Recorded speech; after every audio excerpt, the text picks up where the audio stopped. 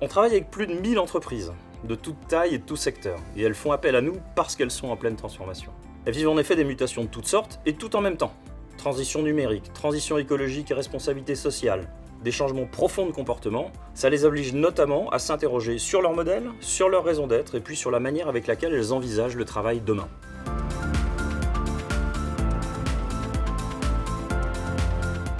Aujourd'hui, la DRH se saisit du sujet de la transformation.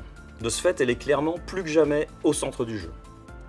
Le DRH social a laissé sa place au DRH transformation, et la formation de ce fait a changé de positionnement pour devenir un levier indispensable au service de cette transformation. Et cette DRH transformation, elle a peu ou prou 3 grands enjeux.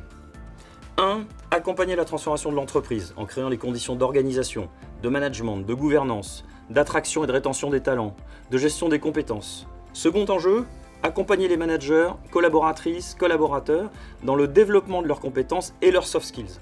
Faire évoluer leur mindset pour qu'ils aient les comportements adaptés aux nouveaux enjeux des organisations et du travail et au monde incertain qui est le nôtre aujourd'hui. Et puis enfin, transformer la DRH elle-même, dont le modèle de fonctionnement, les priorités et même les compétences doivent être adaptées à ces nouveaux enjeux.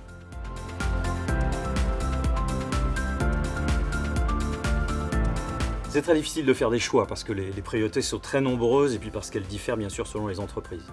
En revanche, on retrouve des sujets qui préoccupent toutes les organisations et sur lesquels nos clients font beaucoup appel à nous. Pour en citer quelques-uns, l'engagement des collaborateurs, qui passe par le sens et l'appropriation des enjeux collectifs mais aussi individuels. Seconde priorité, c'est à la DRH de créer les conditions de l'agilité. Et pour ça, il va s'agir d'accompagner les femmes et les hommes vers des organisations plus simples, basées réellement sur la confiance et le bon sens. Et puis bien sûr, il y a le sujet des soft skills. On va tous de plus en plus souvent changer de métier au cours de notre vie, et quel que soit notre job, on devra s'appuyer sur un socle de soft skills, comme l'esprit critique, la capacité à collaborer ou la créativité.